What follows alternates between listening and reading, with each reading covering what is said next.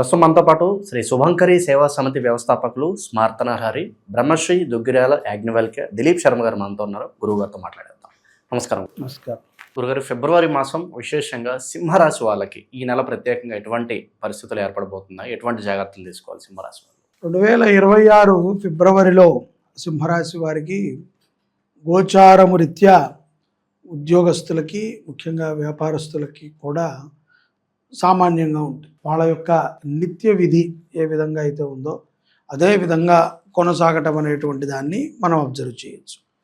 ఇక్కడ సింహరాశి జాతకులు వారు కొన్ని నిర్ణయాలని తీసుకునేటప్పుడు, ఏదైనా ఇంటికి విషయాన్ని కానీ, కారు విషయం కానీ, వాళ్ళ యొక్క వివాహ విషయం కానీ, ఏదైనా దీర్ఘకాలికముగా వాళ్ళతో పాటు ఉండేటువంటి నిర్ణయాలను వీటినైనా తీసుకునే ముందు 1కి 10 సార్లు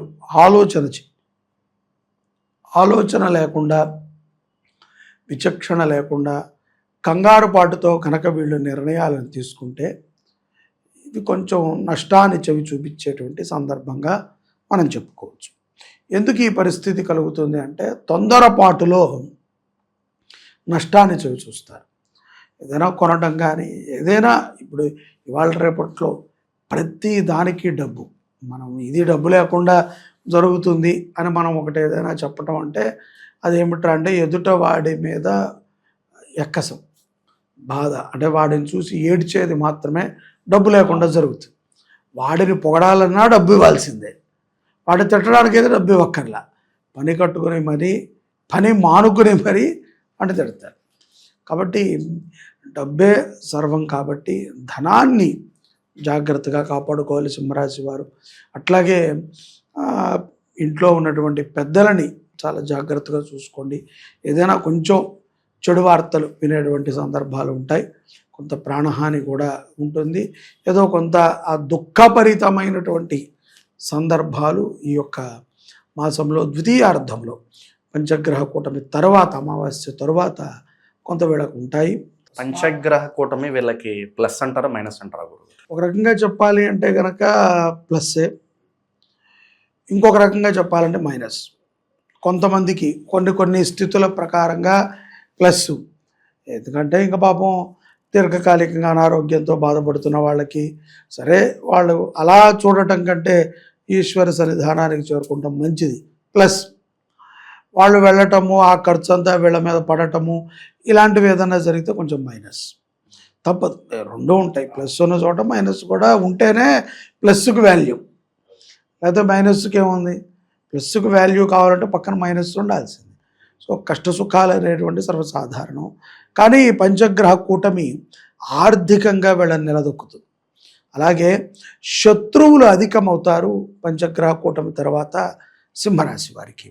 కాబట్టి ఉత్తగా ఎవరితో గొడవ పెట్టుకుంటాం కానీ, అనవసరమైన పంచాయతీలు పెట్టుకుంటాం కానీ, అసందర్భంగా ఎవరికైనా సలహాలు ఇవ్వటం కానీ మంచిది కాదు అని నా అభిప్రాయం. ఇక మనకి ఫిబ్రవరి సెకండ్ హాఫ్ నుంచి మనకి మోఢ్యం కూడా అయిపోతుంది గురుగారు. మరి వివాహ ప్రయత్నాలు చేసుకోవచ్చు అంటారా వీళ్ళు?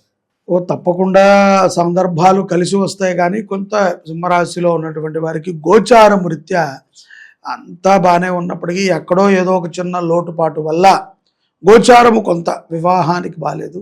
కాబట్టి కొంత ఆలస్యం అవుతుంది. జూన్ జూలైలో మళ్ళీ వివాహం కాలం పుంజుకోవచ్చు వీళ్ళకి.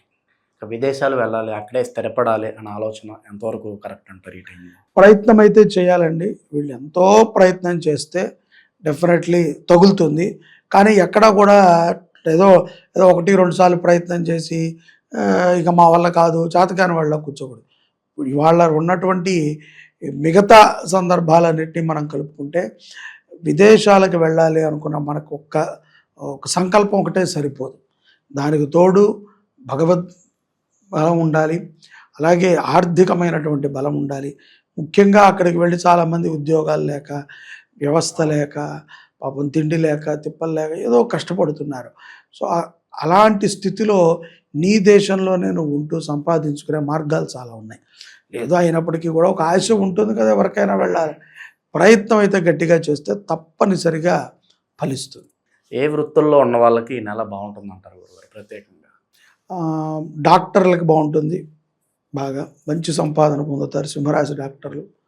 అలాగే అడ్వకేట్లు, లాయర్ వృత్తులు చేసేవాళ్ళు, అలాగే కొన్ని ఇన్స్టిట్యూట్స్ నడిపే వాళ్ళకి చాలా లాభం ఉంటుంది. రియల్ ఎస్టేట్ వాళ్ళకి కొంత నష్టం ఉంటుంది. అలాగే వ్యాపారస్తుల్లో చిరు వ్యాపారం, చిన్న పనులు చేసుకుంటారు కదా, టీ దుకాణాలు, ఏవో చిన్న కొట్లు పెట్టుకునేవాళ్ళు, వాళ్ళకి మంచి లాభము, ఆనందము ఉంటుంది. పెద్ద వ్యాపారాలు చేసుకునే వాళ్ళకి కొంత కష్టముతో కూడుకున్నటువంటి ఆనందం ఉంటుంది. గురుగారు, ఈ మాసంలోనే మనకి మహాశివరాత్రి ఉంది. ప్రత్యేకంగా వీళ్ళు ఏదన్నా ఆ రోజు ఒక పరిహారం చేసుకుంటే ఎటువంటి పరిహారం చేసుకోవడం ద్వారా కాస్త కలిసి వస్తుంది అంటారు? శివరాత్రి రోజు సింహరాశి జాతకులు అరుణాచల గిరి ప్రదక్షిణ చేసినా మంచిదే, అరుణాచల క్షేత్రాన్ని దర్శనం చేసిన, లేదు అంటే కనుక త్రియంబకేశ్వరం స్వామిని దర్శనం చేసిన, అది కూడా కాదు అని అనుకుంటే కనుక ఆకుపచ్చ గ్రీన్ శివలింగం అంటారు కదా, మరకత శివలింగానికి అభిషేకం చేసిన చాలా సత్ఫలితాలని సింహరాశి జాతకులు పొందగలుగుతారు. అలాగే పంచగ్రహ కూటమి రోజున గోశాలలో జరిగేటువంటి నవగ్రహ శాంతి లేదా నవగ్రహ పూజని తప్పనిసరిగా సింహరాశి వారు చేసుకోవాలి. ఈ రాజకీయ నాయకులకి పదవీ గండం లేదంటే పరువు నష్టం ఇలాంటి సూచనలు ఏమన్నా కనిపిస్తున్నాయి? వీళ్ళకి పరువు నష్టము, పదవీ గండము అంటం కంటే కూడా వీళ్ళు చేసిన తప్పు వీళ్ళని వెంబడించుకు తిరుగుతుంది. ముఖ్యంగా ఈ యొక్క సింహరాశిలో ఉన్నటువంటి రాజకీయ నాయకులకి స్త్రీ శాపము, స్త్రీ ఘోష చాలా ఉంటుంది. దానిని వాళ్ళు పరిహారం చేసుకోవాలి, తప్పనిసరిగా భారీగానే చేయాలి.